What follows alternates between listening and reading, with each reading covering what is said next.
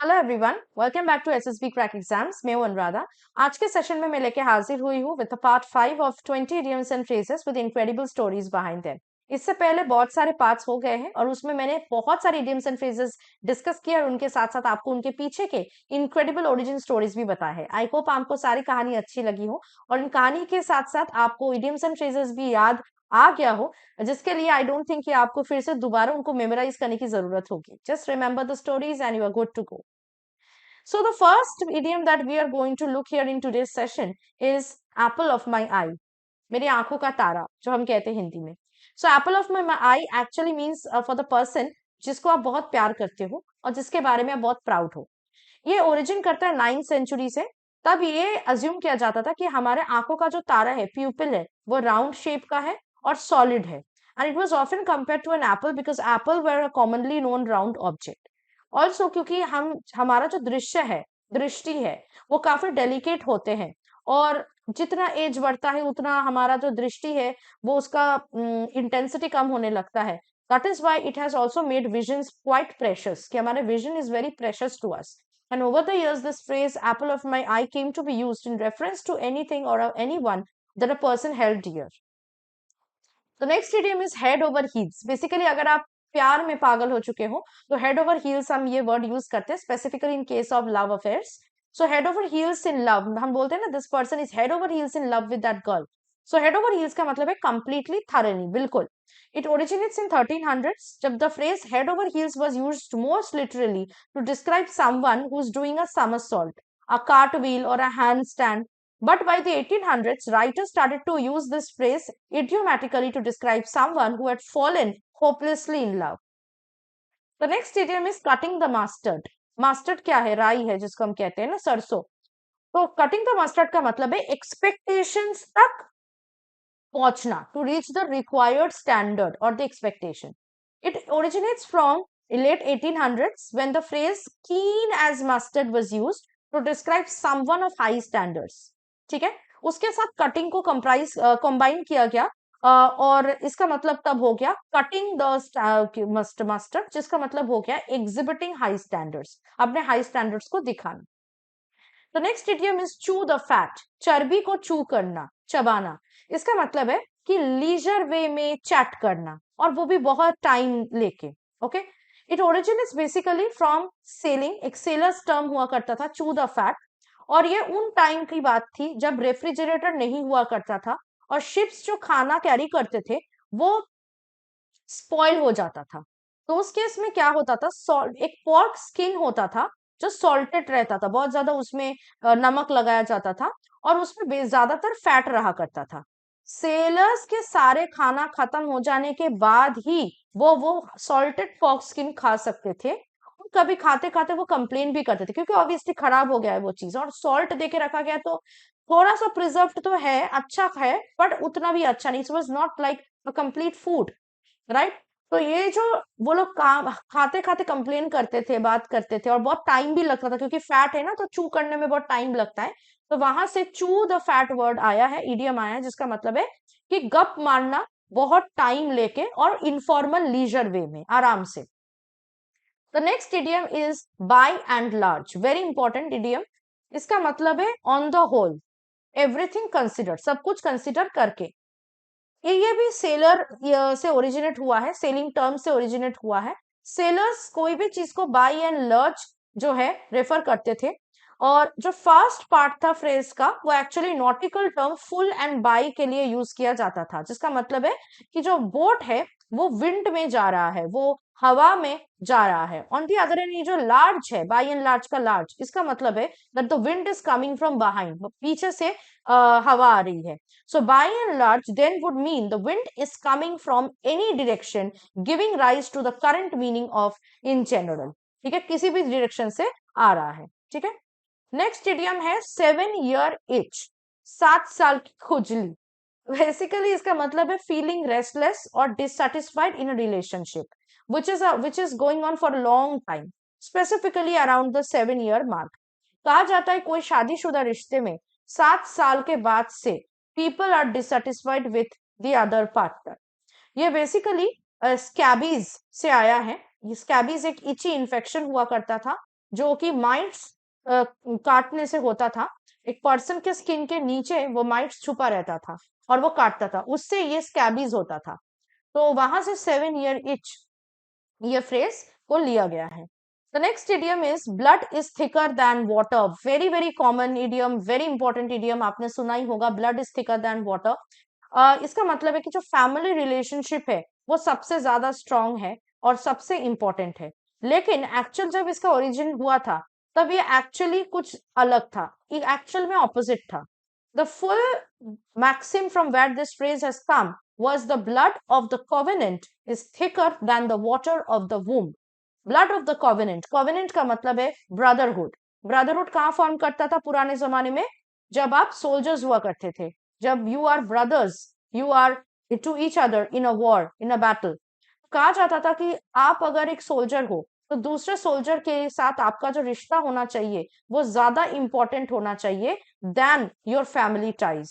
Basically it means that bloodshed on the battlefield creates stronger ties than the water of the womb, that is your family.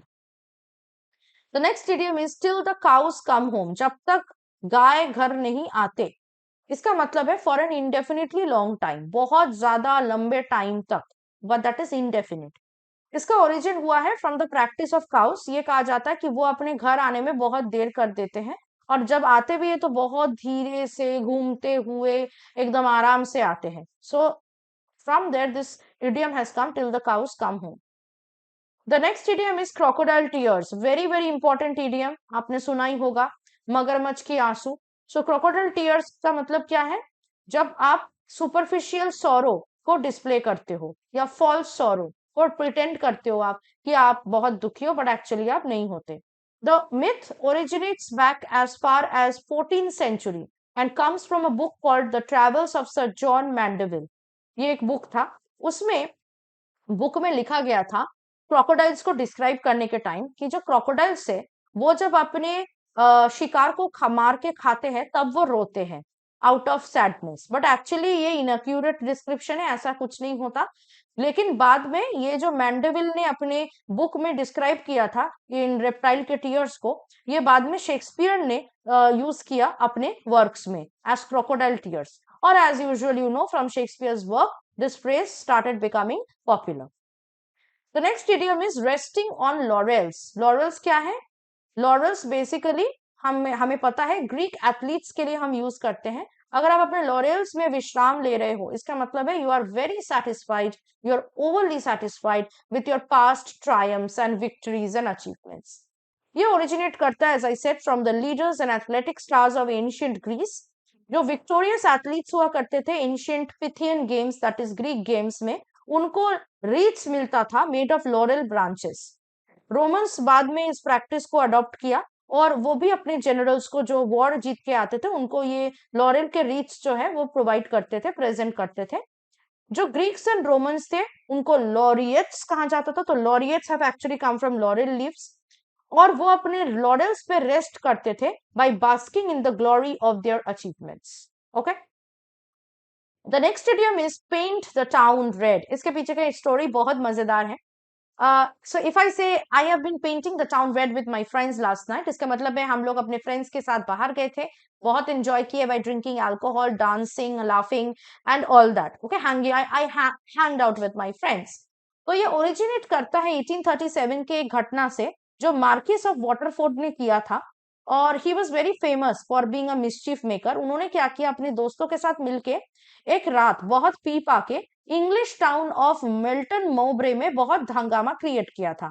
Flower pots धक्के मार के फेंक दिए थे घर से, घर दरवाजे में जाके हर एक नौकर को नॉक किए थे, किसी किसी के विंडोज को ब्रेक किए थे, ठीक है, तोड़ दिया था, खिड़की तोड़ दिया था, ठीक है। और इवन टॉल गेट, उस सिटी के टॉल गेट, बहुत सारे घरों के दरवाजा और एक स्वान स्टैचू को उन्होंने लिटरली लाल कलर के पेंट से पेंट किया था।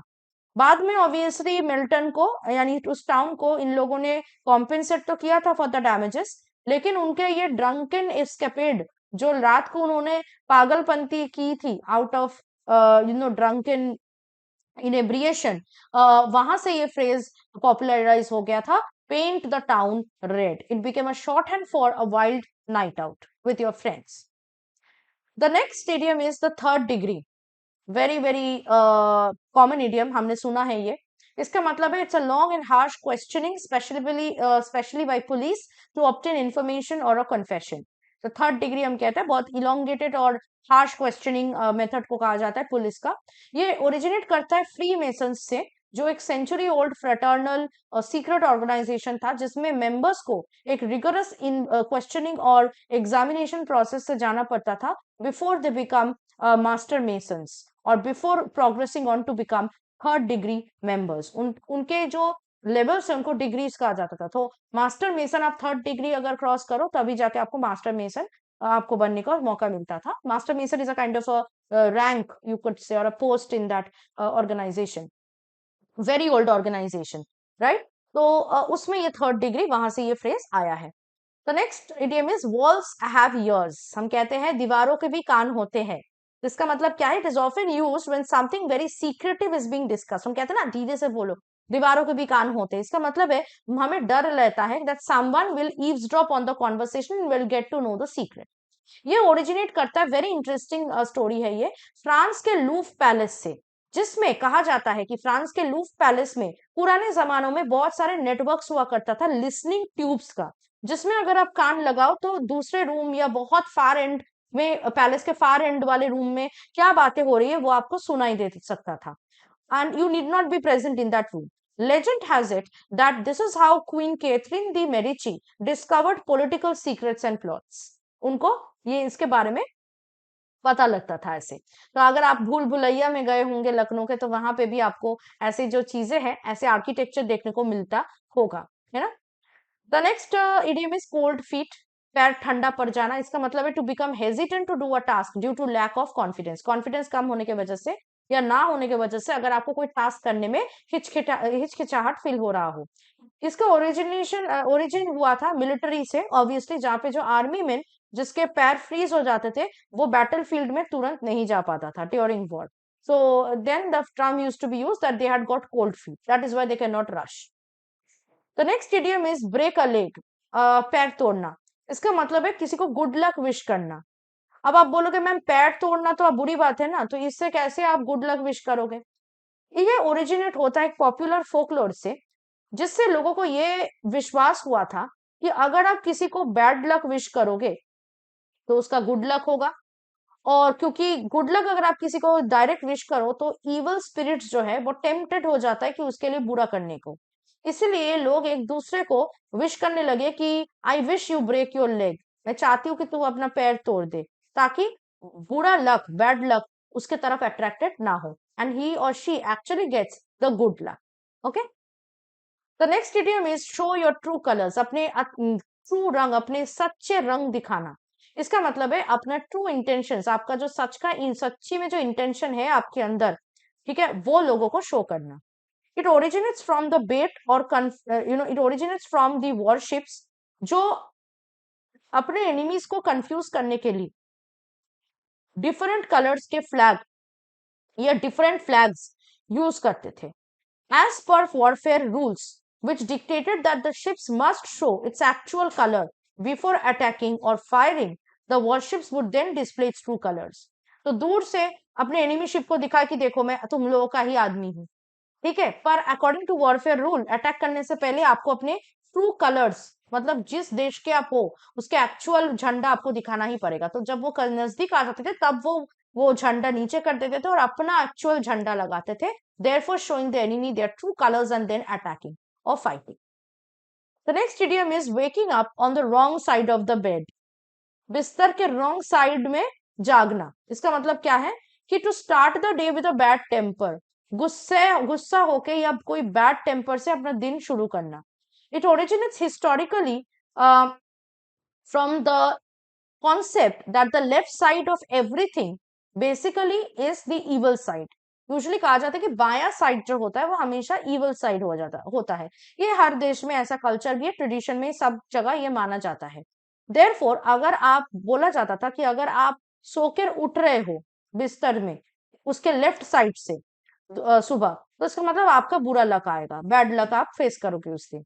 इसीलिए जो हाउस ओनर्स होते थे वो अपने बेड के लेफ्ट साइड को वॉल के साथ लगा देते थे, so that to the corner, so that उनके गेस्ट को लेफ्ट छोड़ के उसके गेस्ट को जो राइट साइड छोड़ के लेफ्ट साइड में वो उठ नहीं पाए, क्योंकि वॉल है ना उस साइड, तो ऑब्वियसली वो उस साइड नहीं उठ पाएंगे।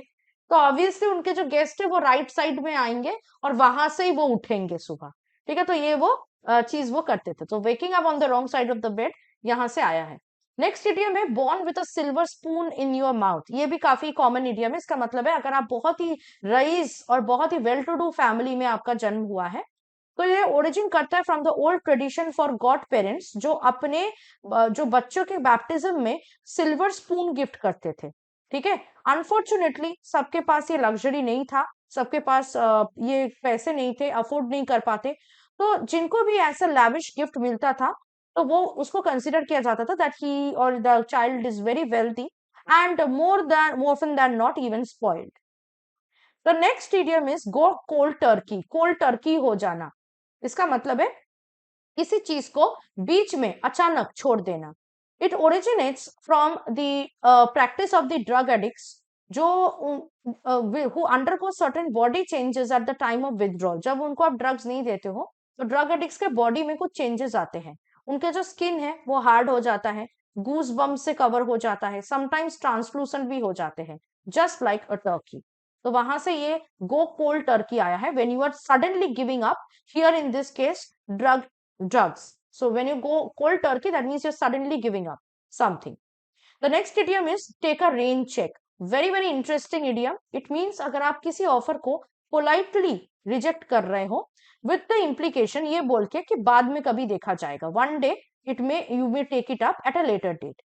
It originates to the late 19th century and this expression originates, believe it or not, from the sports of baseball.